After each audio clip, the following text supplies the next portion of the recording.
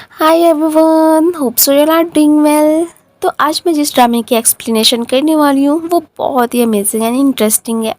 उम्मीद करती हूँ कि आप सभी को ही पसंद आएगा। So without wasting any more time explanation को स्टार्ट करते हैं।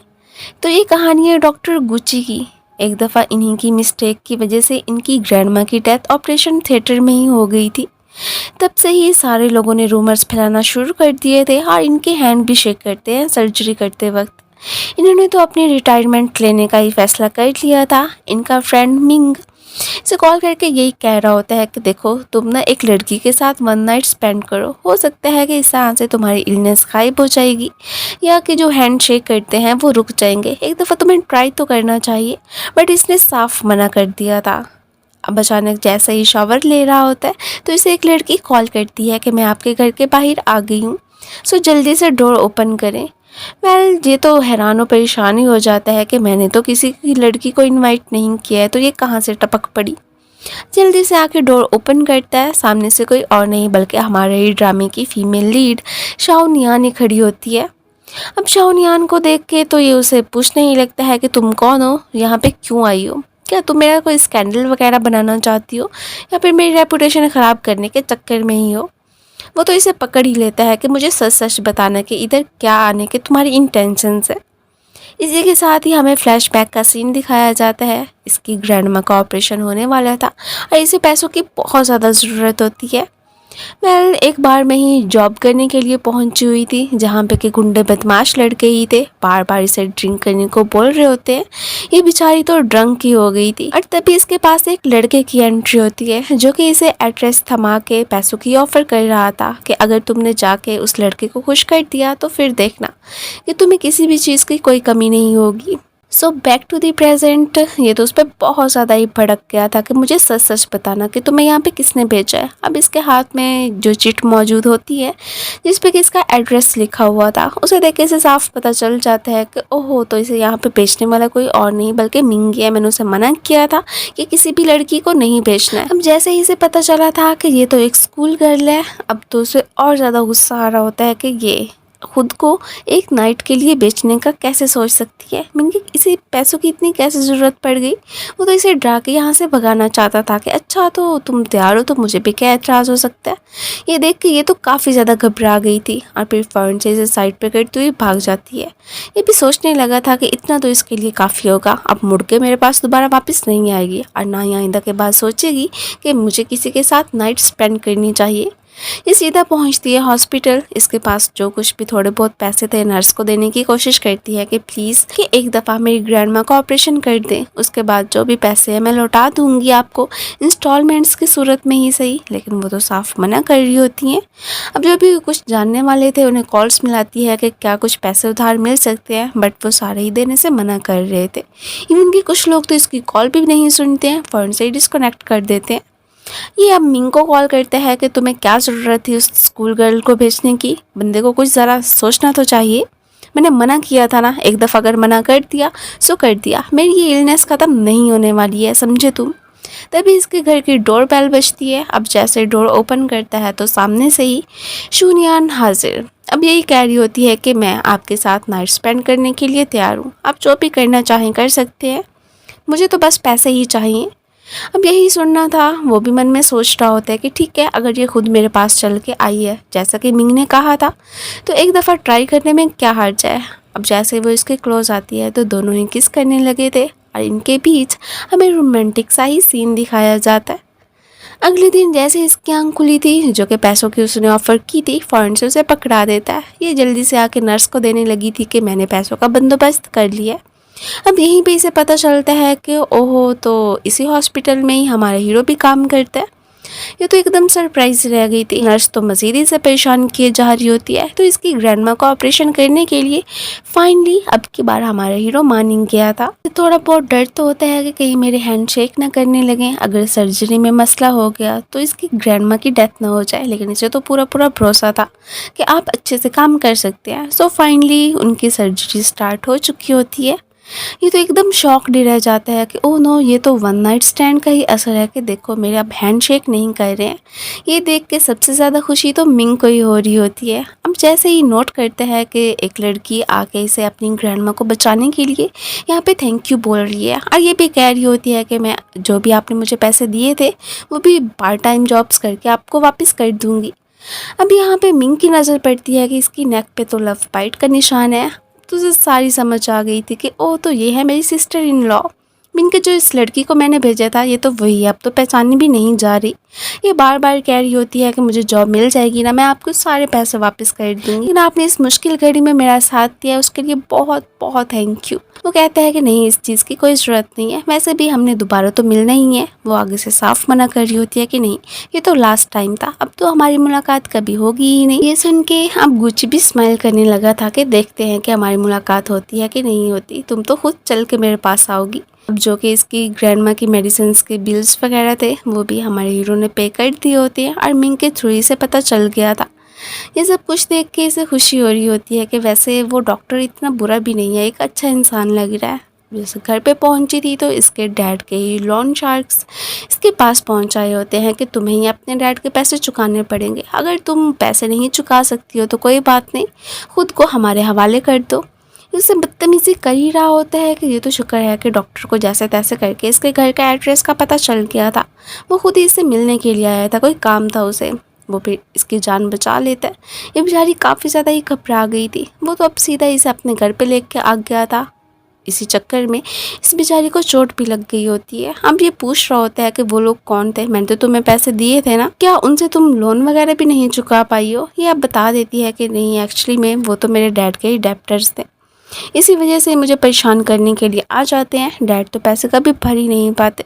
अब वो इसे कह देता है कि तुम्हें पैसों की ज़रूरत है और तुम्हारी मुझे ज़रूरत है, क्योंकि मेरी इलनेस जो भी है मन में ही सोच रहा होता है कि उसका क्योर तो सिर्फ और सिर्फ यही है, इसके साथ नाइट स्पेंड करने के बाद ही मैं अब सर्जरी कर सकता हूँ। सो यही मेरी लाइफ में बहुत ज़्यादा इम्पोर्टेंट है। वैसे अपने साथ ही कॉन्ट्रैक्ट साइन करने को बोलने लगा था कि जब जब मुझे ज़रूरत होगी तुम बस मेरे पास चली आना, उसके बाद पैसों की तुम बिल्कुल भी परवाह मत करना, वो तो मैं तुम्हें दे दूंगा। मीन के एक तरह से इनके बीच ट्रेड भी हो रही थी। ये सब कुछ देख के ये फौरन से मान गई थी कि ठीक है, मैं आपके साथ ये डील करने के लिए तैयार हूँ। इनका कॉन्ट्रैक्ट साइन हो जाता है। अब कॉन्ट्रैक्ट साइन होने के बाद ही वो तो इसे किस भी करने ही लगा था।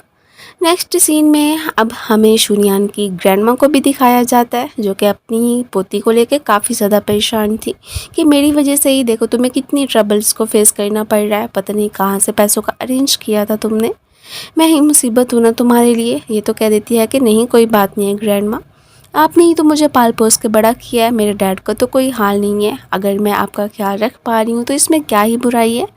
इसने तो इधर भी पार्ट टाइम जॉब करनी शुरू कर दी थी एज अ नर्स, क्योंकि इसका भी ड्रीम था एक डॉक्टर बनने का। गुच्ची ने तो इसका नंबर ले लिया था, इसे बहुत सारी कॉल्स करता है, मैसेज भी करता है कि तुम कहाँ पे हो, लेकिन ये पिक नहीं कर पा रही थी। एक्चुअली में किसी पेशेंट का ट्रीटमेंट जो कर रही होती है, और यही देखते देखते ही जेलिसी में वो आगे इसका हाथ पकड़ लेता है कि तुम्हें यहाँ पे किसने आने को बोला था, और तुम मेरी कॉल्स एंड मैसेजेस क्यों नहीं देख रही थी, कब से ही ट्राई कर रहा था ना मैंने तुम्हें बोला था कि हमारे बीच डील हुई है, मैं जब भी तुम्हें आने को बोलूँगा तुम्हें आना पड़ेगा, समझी तुम।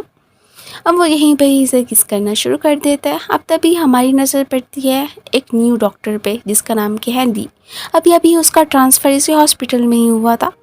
ये तो जेलिसी में उसे कह रहा होता है कि अगर तुम चाहती हो कि मैं तुम्हारी जान छोड़ूं तो तुम्हें मुझे किस करनी पड़ेगी, जो कि उसे करनी ही पड़ जाती है। और इन दोनों पे ली की नज़र पड़ गई थी। ली एक्चुअली में शूनियान का ही सीनियर होता है। अब वो तो काफ़ी अरसे से ही उसे पसंद करता था। अब जैसे ही उसकी नज़र पड़ती है कि ये तो किसी और डॉक्टर के साथ है, अब तो इसका जेलिसी के मारे बुरा हाल है। इनके रोमांटिक से मूवमेंट को ख़राब करने के लिए डॉक्टर ली आ जो चुका था। अब जैसे उसे पता चलता है कि ये तो न्यू ट्रांसफ़र डॉक्टर हैं, वो तो फिर इनका वेलकम ही करने लगा था कि हमारे बीच मुलाकात तो होती ही रहेगी। अचानक ही शूनियान को कॉल आ गई थी, इसे पार्ट टाइम जॉब के लिए जाना था। ये किसी का भी उधार नहीं लेना चाहती थी कि जहाँ कहीं भी काम मिलता है चलो पैसे इकट्ठे हो जाएंगे, जो भी मेरी मदद करते हैं मैं उनके वापस कर दूँगी।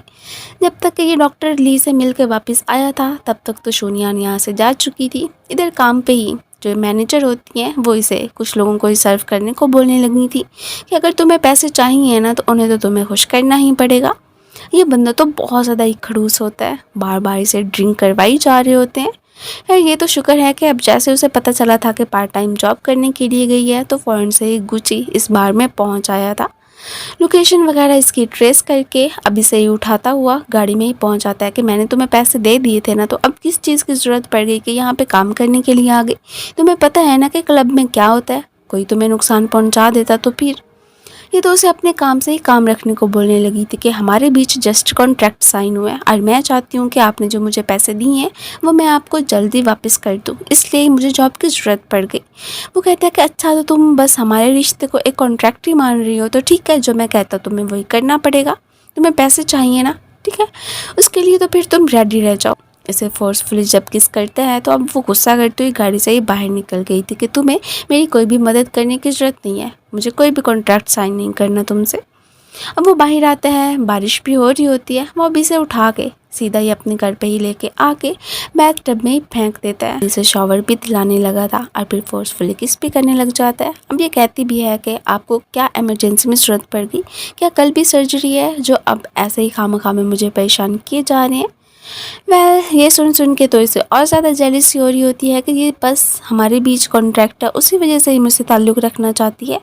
मीन के वो इसे रियल में पसंद करने लगा था, चाहता था कि हम ऑफिशियली अपना रिलेशनशिप स्टार्ट करें, बट ये तो साफ मना कर रही होती है कि आपको ठीक है कि जो मेरी ज़रूरत है आप जो भी लेना चाहते हैं ले सकते हैं, लेकिन अगर आपके दिल में मुझे लेके फीलिंग्स डेवलप हो चुकी हैं तो ये सब कुछ भूल ही जाएं, हमारे बीच कुछ भी नहीं हो सकता है, जस्ट एक कॉन्ट्रैक्ट रिलेशनशिप है।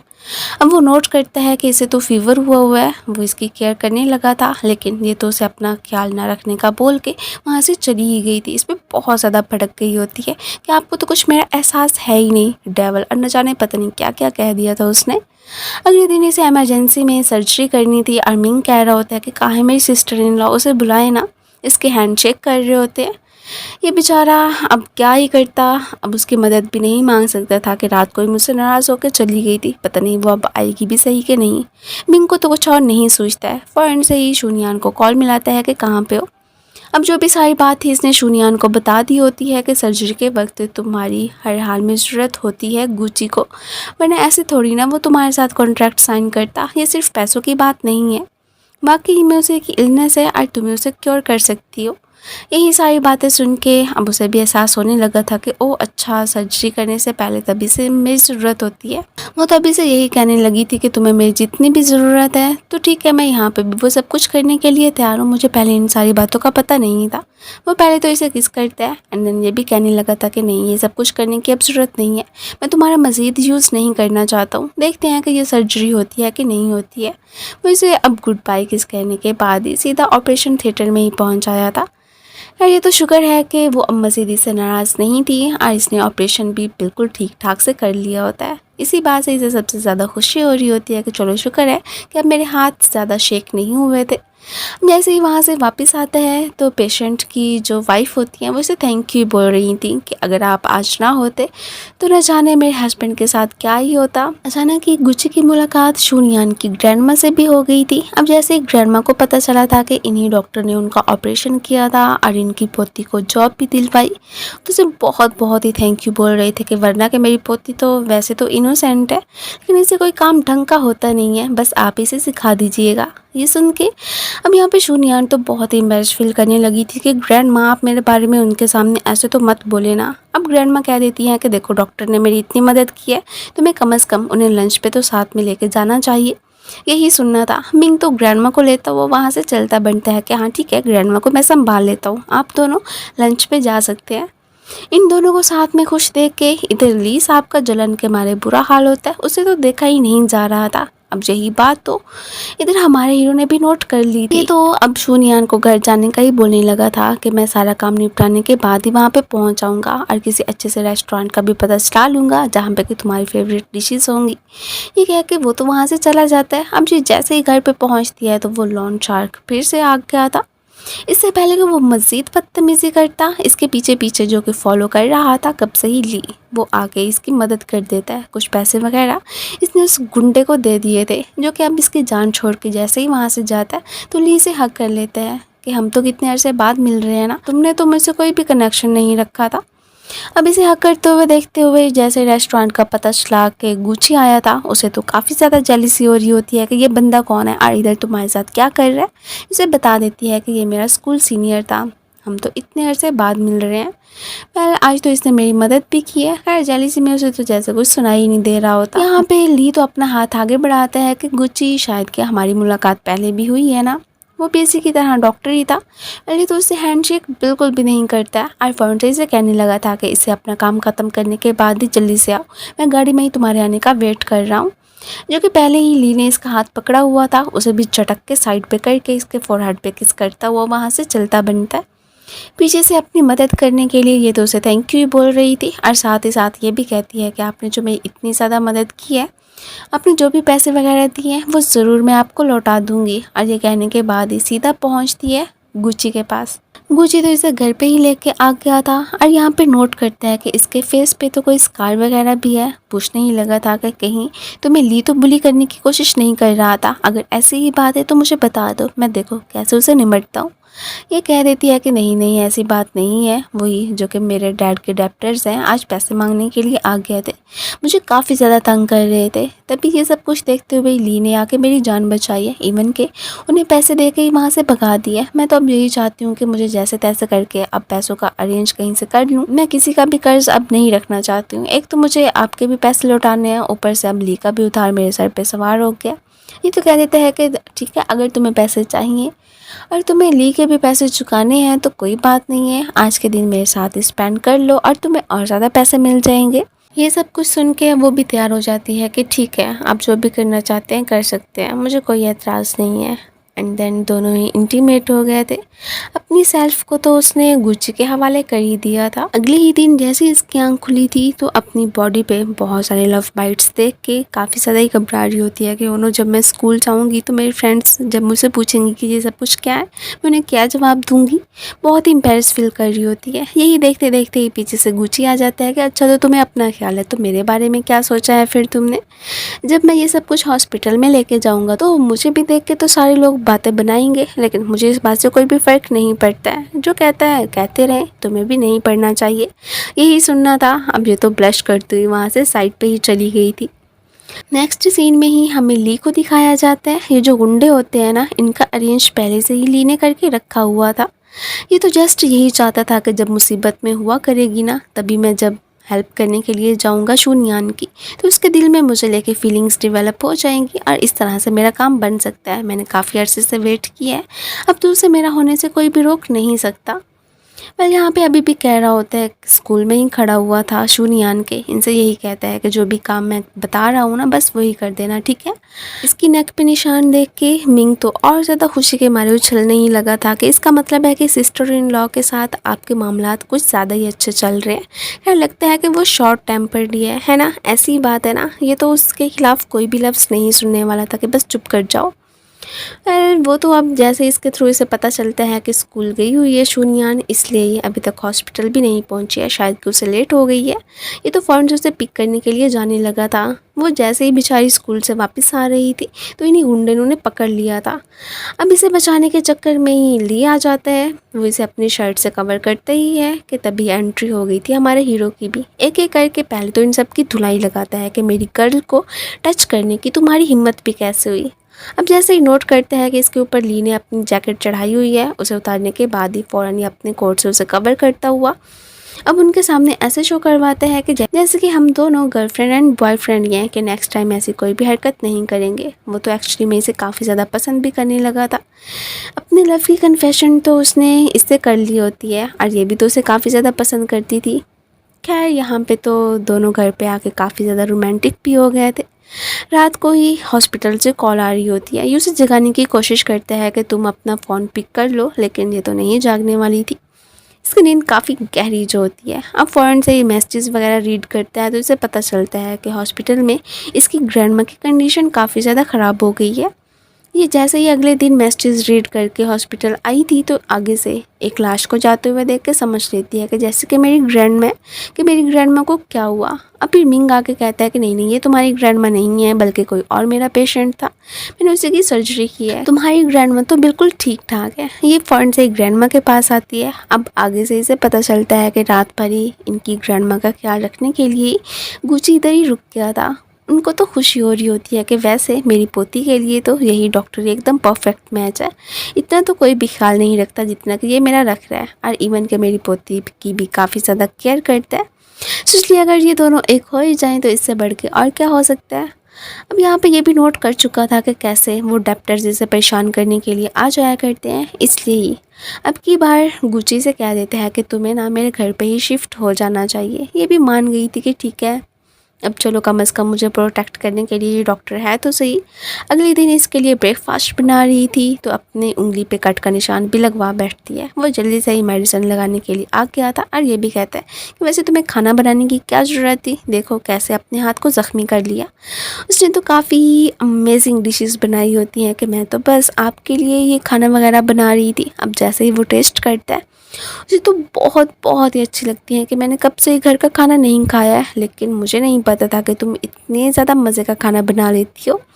यही सुनना था। वो भी कह देती है कि हाँ ठीक है, डोंट वरी, अब से आपके लिए डेली ब्रेकफास्ट मैं ही बनाया करूँगी। ये सुन के तो इसकी खुशी का और ज़्यादा ठिकाना नहीं रहता। अब वो पूछ लेता है कि वैसे तुमने ये नर्स वगैरह का काम क्यों शुरू किया है। वो बता देती है कि जब से मैं आपसे मिली हूँ ना, तब से मेरा भी पैशन बन चुका है कि मैं भी आपकी तरह ही डॉक्टर बनना चाहती हूँ। मिनके उसे गुची से इंस्पायरेशन मिल चुकी थी, ये कितना अच्छा है।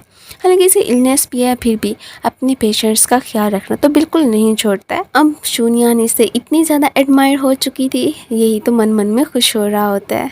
अब यहाँ पे जब अगले ही दिन ये बता रही होती है कि आज ही हमारी रियूनियन पार्टी है, स्कूल की तरफ से है, तो वहाँ पे सीनियर भी जाएगा। यही सुनना था। इसे तो जेलसी हो रही होती है क्योंकि ये खुद भी तो उसके साथ जाना चाहता था। अब फिर हमें इनकी पार्टी का ही सीन दिखाया जाता है। सारे लोग फिर बहुत ही इंजॉय करने लगे थे। ये भी ड्रिंक कर रही होती है और इसके साथ साथ ही मिंग को लेता हुआ हमारा हीरो भी जेलस फील करता हुआ उसी रेस्टोरेंट पे ही पहुंचा हुआ था। अब जैसे इसके लिप्स पे लगे खाने को ली वाइप कर रहा था। ये तो अब हमारे हीरो से बिल्कुल नहीं देखा जाता, अपनी सेल्फ को तो शो करवाना उसका बनता ही था। अब मिंग कहने लगा था कि सिस्टर इन लॉ, आपको ना अब ये जो अपने बॉयफ्रेंड है ना, इसे संभालना पड़ेगा, देखें काफ़ी ज़्यादा ड्रंक हो गए हैं।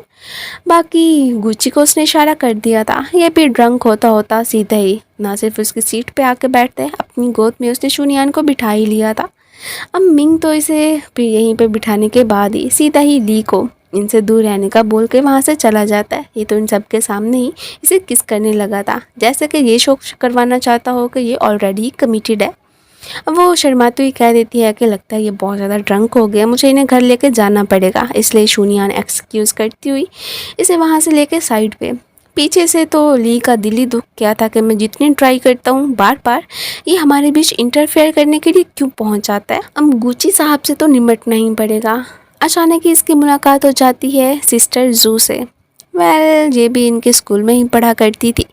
अब पूछ लेती है कि तुम्हें क्या हुआ है, आज इतने अपसेट क्यों दिख रहे हो। ये तो 4 साल बाद ही अब्रॉड से वापस पहुंची थी। वो इसे बता देता है कि सारा क्या धरा तुम्हारे उस डॉक्टर का ही है जिस पे कि तुम्हारा काफ़ी बड़ा क्रश था और आज तक तुम उसके दिल में जगह नहीं बना पाई। देखो अब मेरी गर्ल को वो उड़ाने के चक्रों में है। ये सुन के तो जू को भी जेलसी हो रही होती है कि अच्छा तो वही वाली लड़की मीन के वो उसकी लाइफ में आने का कैसे सोच सकती है, मेरे होते हुए तो अब ऐसा मुमकिन नहीं हो सकता। इसने भी कोई बढ़िया प्लान बना के रखा ही हुआ था और इसकी हेल्प मांग रही होती है कि तुम्हारे होते हुए ही देख लेना कैसे हम उन दोनों को एक दूसरे से दूर कर देंगे। ये सुन के ही वो खुश हो जाता है कि ठीक है, जैसा तुम करने को बोलोगी मैं बिल्कुल वैसा ही करने के लिए तैयार हूँ।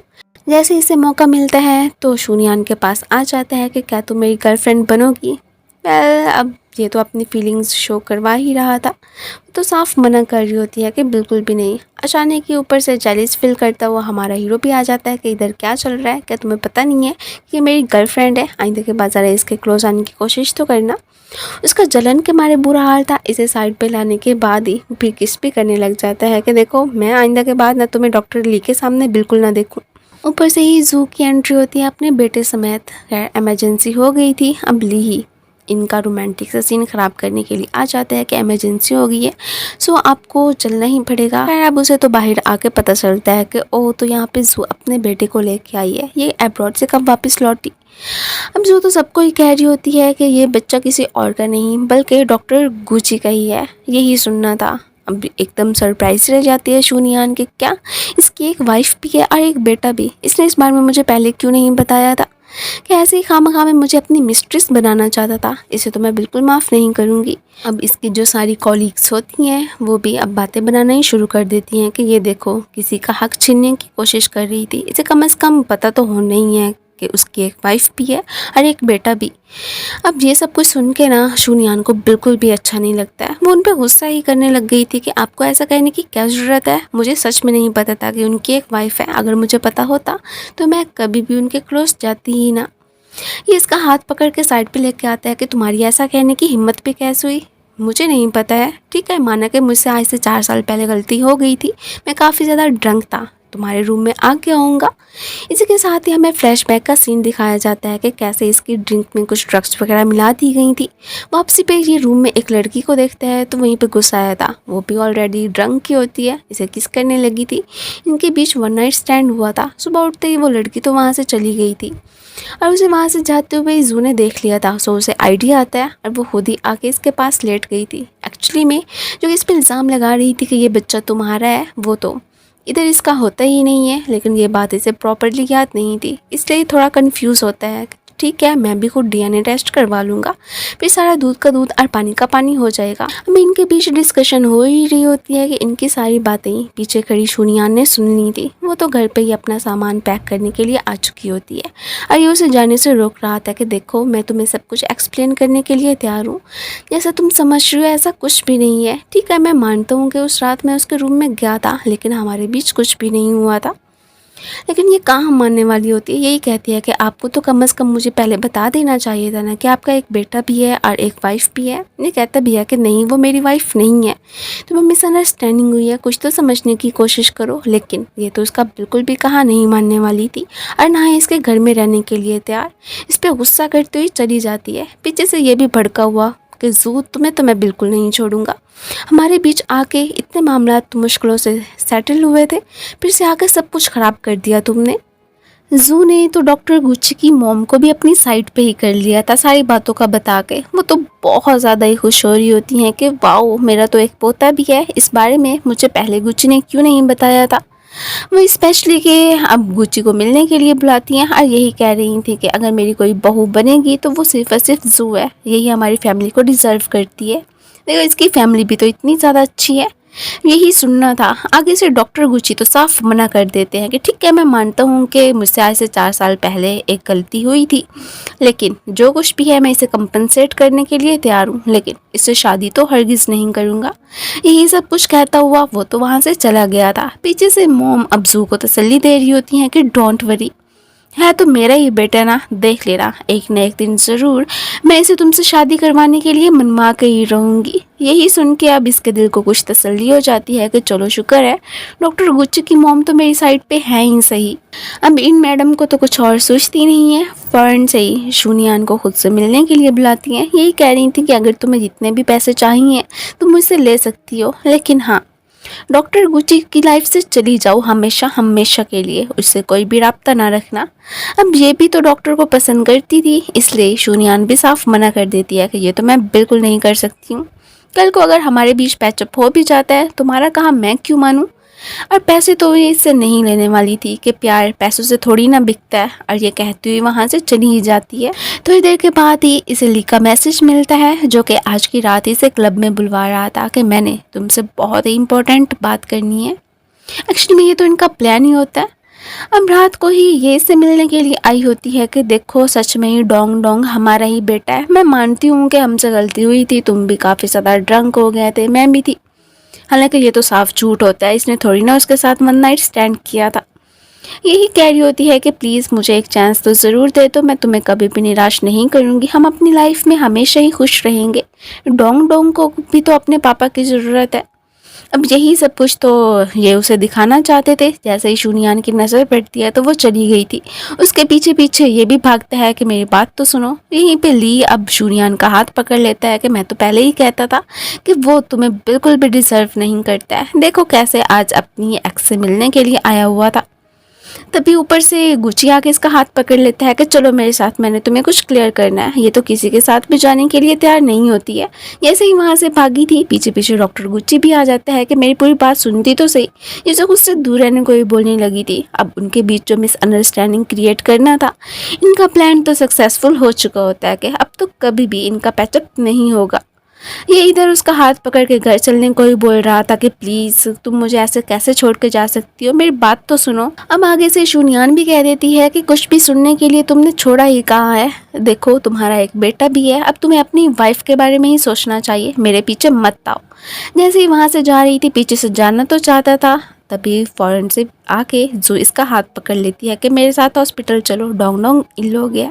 ये बेचारी अब जैसे ही घर पे पहुंचती है, फिर से ही कोई इसे परेशान करने के लिए तो बैठे ही होते हैं। ये एक्चुअली में इसके डैड के ही भेजे हुए आदमी थे। डैड खुद भी आए होते हैं कि मैं तुम लोगों का डेब्ट तो नहीं चुका सकता हूँ, ये मेरी बेटी है, इसके साथ जो मर्जी चाहे करना चाहो कर सकते हो, लेकिन आइंदा के बाद मुझे तंग मत करना। इसे तो काफ़ी ज़्यादा ही गुस्सा आ रहा था अपने डैड पे कि अपनी बेटी के साथ कोई ऐसे कैसे कर सकता है। मतलब कुछ एक बार बंदे को सोचना तो चाहिए। अब जैसे ही वो इसके साथ ज़बरदस्ती करने की कोशिश कर रहे थे, ली फौरन से ही आके इसकी मदद कर देता है। अब यहाँ पे हमें अंदाज़ा होता है कि ओहो, तो ये आदमी भी ली का ही भेजा हुआ है कि फिर से इसे इन गुंडों से छुड़वा लूँगा और इस तरह से इसके दिल में तो मेरी जगह पक्की पक्की बनी जानी है। कितना ज़्यादा शातिर है ना ये। अब ये जो हॉस्पिटल में डोंग डोंग को देखने के लिए आया था, काफ़ी सारी कॉल्स मिलाता है शूनियान को कि कहीं वो किसी मुसीबत में ना हो। वो तो पिक नहीं करने वाली थी। अब फ़ौरन से उसे देखने के लिए जैसे उसके घर के बाहर पहुंचता है तो सामने से ही शूनियान का हाथ ली ने पकड़ा हुआ था। अब इन मैडम को भी इन्हें भड़काने का मौका मिल जाता है, इसलिए जू कहने लगी थी कि मैं तुम्हें कह नहीं रही थी कि वो तो ली के साथ खुश है, फिर यहाँ पे क्या करने के लिए आए थे तुम। अब जैसे ही नोट करते हैं कि इसने कैसे उसका हाथ पकड़ा हुआ है, इसे काफ़ी ज़्यादा जेलसी हो रही थी। अब शूनियान तो फ़ौरन से ली से अपना हाथ छुड़ा लेती है। इससे पहले कि इनके बीच कोई भी मज़ीद बात होती, जू को हॉस्पिटल से कॉल आ जाती है। उसके बेटे की कंडीशन काफ़ी ज़्यादा ख़राब हो गई थी। अब फ़ौरन से ही गुच्ची की मदद मांग लेती है कि इंसानियत की खातिर तो तुम्हें मेरे बेटे का ट्रीटमेंट करना ही पड़ेगा। उनके जाने के बाद ही अचानक ही यहाँ पे शूनियान को भी हॉस्पिटल से कॉल आ गई थी। इसकी ग्रैंडमा की कंडीशन भी बहुत ज़्यादा ख़राब होकर रह गई होती है।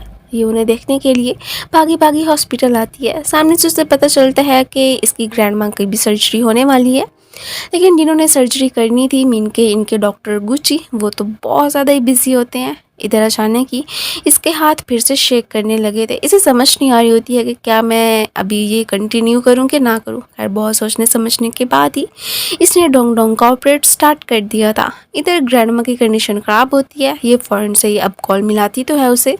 आगे से फ़ोन जू के पास था, वो तो बिल्कुल पिक नहीं करती, सारी कॉल्स इसकी काटती रहती है। खैर किसी और डॉक्टर ने इसकी ग्रैंडमा का ऑपरेशन कर तो दिया होता है। अब ये सब कुछ भी करने वाली कोई और नहीं बल्कि जू मैडम ही होती है। उसने जानबूझ के ही एंड टाइम पे दोनों डॉक्टर्स ही चेंज कर दिए थे।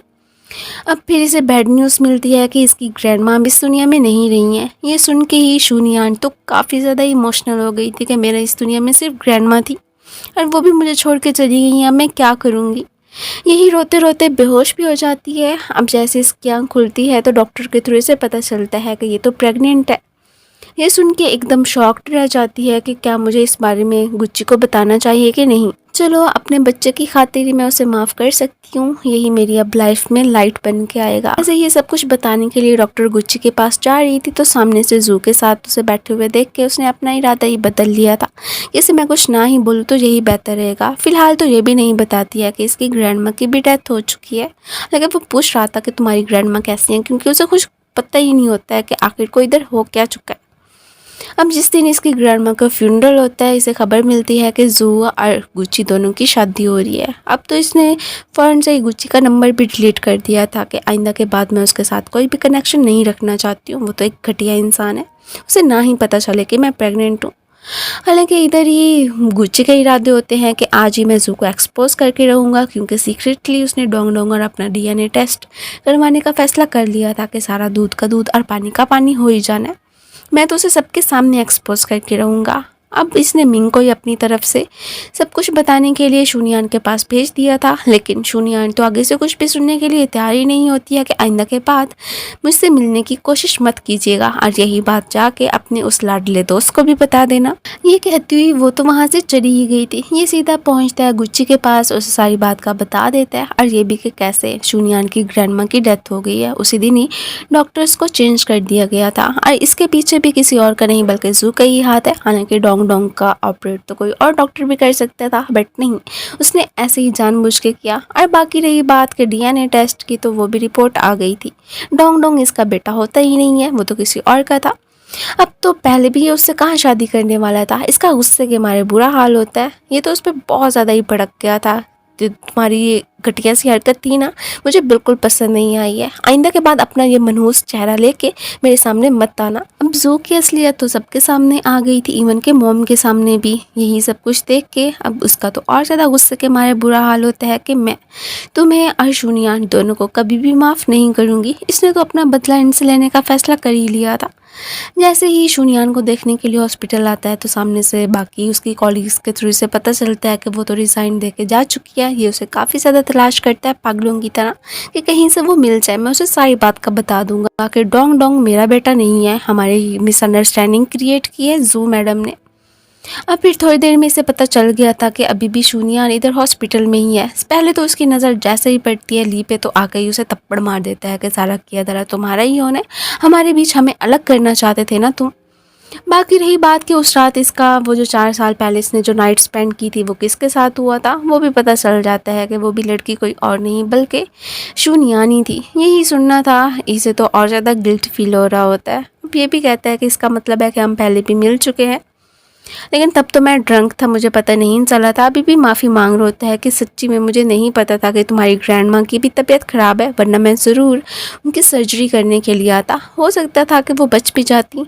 यहाँ पे तो वो उससे काफ़ी ज़्यादा माफ़ी मांगता है और ये भी कहने लगा था कि तुम्हें एक दफ़ा मेरे साथ चलना चाहिए, अपने घर तो चलो सही। वो तो इसकी बात सुनने के लिए तैयार नहीं होती है। ही उसे अपने घर पे ही चलने को बोलने लगा था कि यहाँ पे सही नहीं है, हम कैसे ही रोड पे अपनी पर्सनल बातें शेयर कर सकते हैं। वो अपनी गाड़ी में ही लेके आ जाता है। जैसे ही वो देखती है कि इसके हाथ पे चोट लगी है, तो उसे तो फ़ौरन से इसकी चिंता होने लगी थी कि ये सब कुछ कैसे हुआ। ये तो ऑपरेशन करते हुए हुआ था। घर पे अपना जो कुछ सामान वगैरह इसका बाकी रह गया था वो भी संभाल लेती है। हालांकि इसने तो अब बहुत सारी माफ़ियाँ भी मांगी थी। ये भी कहा होता है कि उस सब में मेरी कोई गलती नहीं थी, लेकिन ये फिर भी उसके साथ स्टे करने के लिए तैयार नहीं होती है। वो बैग हग कर लेता है कि प्लीज़ एक दफ़ा मुझे चांस दो तो सही, मैं ज़रूर अब की बार पक्का पक्का तुम्हें निराश नहीं करूँगा। यहीं पे अचानक ये बेहोश हो गई होती है। अब नेक्स्ट सीन में ही इसे पता चल गया था कि एक्चुअली में शूनियान तो इसी के बच्चे की माँ बनने वाली है। अब वो प्रेग्नेंट थी। यही सुन के अब डॉक्टर गुची के फेस के तो एक्सप्रेशंस देखने वाले होते हैं। अब यहाँ पे डॉक्टर जो भी इसे एहतियात करने को बोल रहे होते हैं कि इन्हें ये काम करने नहीं देना है, वो काम नहीं करने देना है, ये तो फ़ौरन से एक डायरी बनाने बैठ गया था।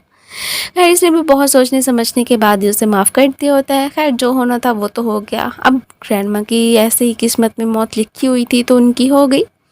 अब वो तो हर तरह से इसका ख्याल रखता है, इवन के अपने हाथों से ही इसके लिए पोरिश वगैरह भी बना के लाता है, जो कि यहाँ पे शूनियान को तो काफ़ी ज़्यादा पसंद आया था। अगले ही सीन में इसे मिलने के लिए बुलाया होता है मैडम जू ने। जैसे जा रही होती है तो कह देता है मैं तुम्हें ड्रॉप कर देता हूँ, बट शूनियान तो मना कर देती है कि नहीं, मैं खुद ही चली जाऊँगी। अब जो भी मामला आता है मुझे खुद ही निपटाने हैं। जू ने तो ऐसे जानबूझ के इसे बुलाया होता है। यही कह रही होती है कि प्लीज़ मुझे माफ़ कर दो, मैंने तुम्हारे और गुच्ची के साथ अच्छा नहीं किया, लेकिन मैं भी क्या करती, सिंगल मॉम थी, कोई ना कोई तो मेरे बेटे के लिए एक डैड तो चाहिए ही था। सो मुझे तो एकदम परफेक्ट अपने लिए गुच्ची ही लगा था। खैर वैसे भी हमारी जो फैमिली है बैंकरप्ट होकर रह गई है, तुम ही कहो कि हमारी मदद कर दे गुच्ची। अगर उसने हमारे साथ कोऑपरेट कर लिया तो हमारा फ़ायदा हो सकता है, प्लीज़ एक दफ़ा जाके बात तो करना। काफ़ी ज़्यादा इमोशनल होने का यहाँ पे नाटक भी कर रही होती है कि मुझे अपने बेटे का भी तो ख्याल रखना ही है। ये फ़ौरन से ये आके अब गुच्ची से बात करती है, बट उसने तो कोई भी मदद करने का ना ही फैसला कर लिया था कि उसने जो कुछ भी हमारे साथ किया है ना, ये तो अभी कम है, मैं तो कभी भी उनके साथ कोई भी कॉन्ट्रैक्ट साइन ना करूँ। ये तो इसका बहुत ही अच्छे से ख्याल रखता है कि मेरी लाइफ में अब सिर्फ और सिर्फ तुम हो, तुम्हारे अलावा तो मैं किसी के बारे में सोच भी नहीं सकता हूँ। एक नर्स से एक बहाने से आती है कि मुझे डॉक्टर गुची ने ही भेजा है, कुछ डॉक्यूमेंट्स वगैरह चाहिए थे, और बस यहीं पे ही इस बेचारी को इसने बेहोशी कर दिया था। और इसे किडनैप करने वाले कोई और नहीं बल्कि ली और जू मैडम ही होते हैं। अब इसे पता चल गया था कि ली, जिसे कि ये अपना सीनियर मानती थी, इवन के किसी दौर में इसका क्रश भी हुआ करता था, इसलिए ये सोच लिया था कि शायद मैं इसे डिज़र्व नहीं करती हूँ कि वो इतना घटिया इंसान निकलेगा। उसकी रियल पर्सनैलिटी तो अब इसके सामने आ रही थी। अब जो तो यही कह रहा होता है कि मैंने तो तुम्हें हासिल करने की हर पूरी कोशिश की थी, बट तुम तो मुझे मिल ही नहीं हो। अब घी सीधी उंगली से नहीं निकल रहा था, मुझे तो उंगली टेढ़ी करनी ही पड़ी। अब जो बच्चा तुम्हारे पेट में है ना, देखना कि वो अब कैसे जिंदा रहता है कि नहीं रहता है। तुम दोनों को तो मैं कभी भी खुश नहीं रहने दूंगा। अब यहाँ पे इससे पहले कि मजीद इस बेचारी का गला दबा के मारने की कोशिश करता, ये तो शुक्र है कि लोकेशन वगैरह का पता चल गया होता है डॉक्टर गुची को कि वो कहाँ पे है। वो फ़ौरन से इसे प्रोटेक्ट करने के लिए आ गया था।